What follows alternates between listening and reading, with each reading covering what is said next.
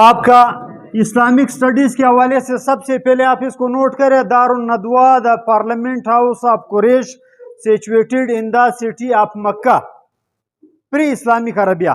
پری Islamic Arabia اسلام سے پہلے عربوں میں ایک پارلیمنٹ ہاؤس ہوا کرتا تھا، اس کا نام دارالندوا، جہاں پر قریش کے اجلاس منعقد ہوتے تھے اور آنے والے کام کے لیے لائحہ عمل وضع کیا جاتا تھا. اس کو دارالندوا کہا جاتا ہے. نمبر 1. اس کے بعد آپ کا سقیفہ بنی سعدہ ہے.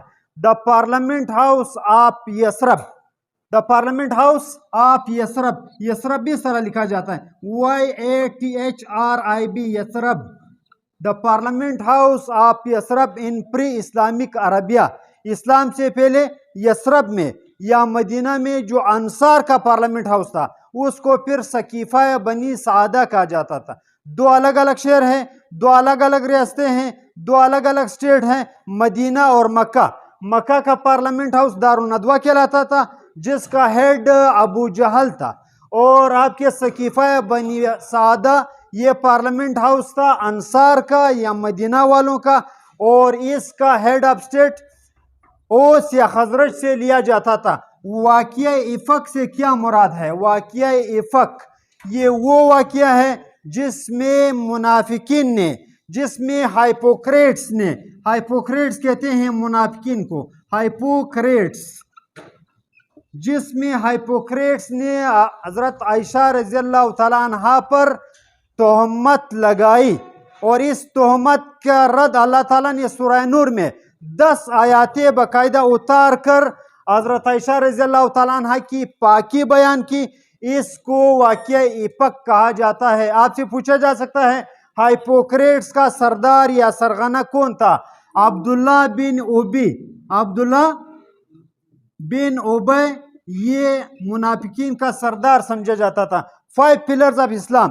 اسلام کے جو 5 پلرز ہیں اس میں 4 کے آپ سے ان کے لفظی معنی پوچھے جاتے ہیں. سب سے پہلے الصلاۃ. الصلاۃ کے معنی ہے آپ کے دعا. الصلاۃ کے معنی دعا کے ہیں. اس کے بعد الصوم. الصوم کے معنی پرہیز کرنا. کیا کرنا؟ پرہیز کرنا. اس کے بعد کیا ہے؟ زکوٰۃ. اس کے کیا معنی ہے؟ پاک کرنا. زکوٰۃ عربی زبان کا لفظ ہے اور اردو میں اس کو ٹرانسلیٹ کرتے ہیں پاک کرنا، اپنے مال کو پاک کرنا. اس کے بعد آخری آپ کا کیا ہے؟ حج. زیارت کا ارادہ کرنا، کسی بھی چیز کی زیارت کا ارادہ کرنا، کسی مقدس ہولی پلیس کی زیارت کا ارادہ کرنا آپ کا حج کہلاتا ہے. اہل بیت سے کیا مراد ہے؟ اہل بیت میں صرف 5 آتے ہیں اور ان کو 5 تن کہا جاتا ہے. 5 تن. 5 تن کون ہے؟ رسول اللہ صلی اللہ علیہ وسلم نمبر 1، حضور صلی اللہ علیہ وسلم کی بیٹی نمبر 2، حضور صلی اللہ علیہ وسلم کے 2 نواسے نمبر 3 4، اور حضرت علی کرم اللہ وجہہ.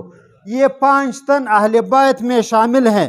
تمام جو آپ کے سیرت نگار ہیں وہ ان 5 لوگوں کو اہل بیت حضور صلی اللہ علیہ وسلم کے گھر والے سمجھتے ہیں، جبکہ بعض کہتے ہیں کہ حضرت عباس رضی اللہ تعالیٰ عنہ کی اولاد اور رسول اللہ صلی اللہ علیہ وسلم کی دیگر چچزاد بیٹے وہ بھی اہل بیت میں شامل ہے. قنوت نازلہ سے کیا مراد ہے؟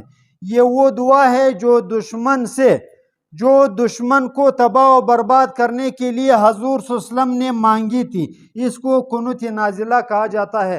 جب بھی عالم اسلام پر کوئی غیر ملکی حملہ ور، کوئی دشمن وہ ظلم کرتا ہے تو اس وقت آپ کے علماء کرام ایک دعا پڑھتے ہیں، اس دعا کو قنوت نازلہ کہا جاتا ہے، اور یہ دعا پڑھنا سنت ہے.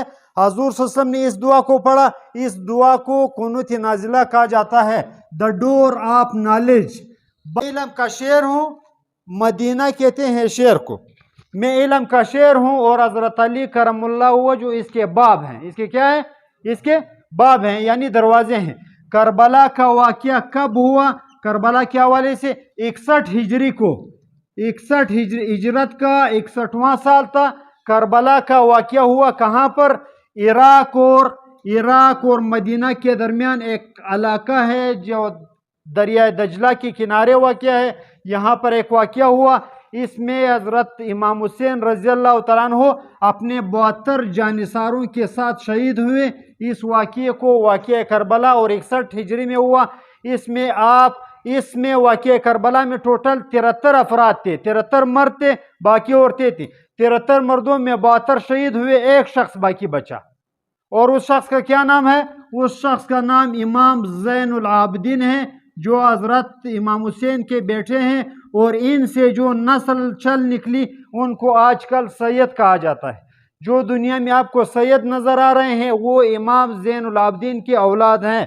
اس کے بعد تعبیر رویا، تعبیر رویا کہتے ہیں خواب کی حقیقت جاننا۔ جب کوئی خواب دیکھتا ہے اور خواب کی کوئی تعبیر بتاتا ہے تو اس کو تعبیر رویا کہا جاتا ہے۔ یہ علم پوری تاریخ انسانی میں حضرت یوسف علیہ السلام کو دیا گیا تھا۔ یوسف علیہ السلام جو بھی کوئی خواب دیکھتا ہے، یوسف علیہ السلام اس کی تعبیر کرتے اور وہ تعبیر 100% صحیح واقعہ ہو جاتی۔ فقہ جعفریہ، آپ کے پاس اسلام میں کل فقہوں کی تعداد 5 ہے۔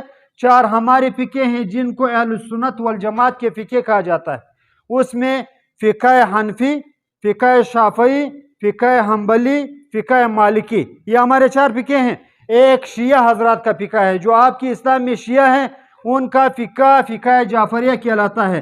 کل ہمارے فقہوں کی تعداد یا ہمارے لا کی تعداد یا ہمارے قانون کی تعداد یا ہمارے شریعت کی تعداد وہ کل 5 ہے۔ اس میں 4 اہل سنت والجماعت کے ہیں، جبکہ ایک شیعہ حضرات کا ہے، اور اس شیعہ حضرات والے فقہ کو فقہ جعفریہ کہا جاتا ہے۔ اور جعفر کون ہے؟ یہ امام جعفر صادق ہے، اور یہ حضرت امام حسین رضی اللہ تعالیٰ عنہ کے نواسے ہیں۔ انہوں نے ایک فقہ بنایا اور اس فقہ کو فقہ جعفریہ کہا جاتا ہے۔ سورہ حجرات کو کیوں سورہ حجرات کہا جاتا ہے؟ کیونکہ حضور صلی اللہ علیہ وسلم نے جب مسجد نبوی تعمیر کی، اس کے ساتھ 9 حجرے بنائے، 9 چھوٹے چھوٹے حجرے بنائے، چھوٹے چھوٹے کمرے، اور ان 9 کمروں میں حضور صلی اللہ علیہ وسلم کی 9 ازواج مطہرات مکین تھی۔ اس لیے ان حجروں کو سورہ حجرات کے حوالے سے یہاں پر آیا کہ جب آپ حضور صلی اللہ علیہ وسلم کے گھر آتے ہو تو آپ ایٹیکیٹس، آداب کی رعایت کیجئے، اس لیے اس سورت کو سورہ حجرات کہا جاتا ہے۔ صلہ رحمی سے یہ مراد ہے کہ اپنے عزیز و اقربا کے ساتھ نیک سلوک کرنے کا باقاعدہ حکم دیا گیا ہے آپ کے سنت میں، آپ کے حدیث میں، اور آپ کے قرآن عظیم الشان میں۔ تو اس کو صلہ رحمی کہا جاتا ہے۔ اکرام الضیف، اکرام الجار، 2 الگ الگ ٹرمنالوجی ہے جو قرآن میں باقاعدہ مذکور ہے۔ اکرام الضیف سے مراد ہے مہمان، جہاں پر بھی ضیف ایک مہمان کو کہا جاتا ہے، ضیوف اس کی جمع ہے، ضیوف زیادہ مہمانوں کو کہا جاتا ہے۔ اکرام الضیف سے مراد ہے مہمانوں کے ساتھ اچھا سلوک کرنا، اکرام الضیف کہلاتا ہے۔ سعودی عرب میں ایک محکمہ باقاعدہ حجاج کرام کے لیے بنایا گیا ہے، اس محکمے کا نام ہے محکمہ ضیوف الرحمان۔ جتنے حجاج کرام یا معتمرین عمرہ کرنے والے جاتے ہیں ان کی خدمت کے لیے ایک محکمہ ہے، اس محکمے کو ضیوف الرحمان کا نام دیا گیا ہے، یعنی مہمانوں کے ساتھ اچھا سلوک کرنا۔ اس کے بعد آپ کا اکرام الجار ہے۔ جار، جہاں پر بھی جار کا لفظ آ جائے، جار کہتے ہیں ہمسائے کو، جار پشتوں میں بھی جار۔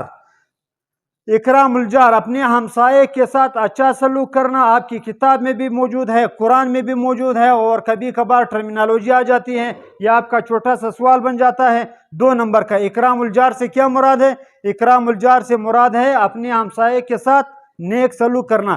اکرام کہتے ہیں اس کے ساتھ کرم کرنا، اس کے ساتھ تعاون کرنا، اس کے ساتھ ہمت کرنا، اور جار سے مراد ہے آپ کا ہمسایہ۔ آج کے لیکچر میں اتنا ہی، بند ہے۔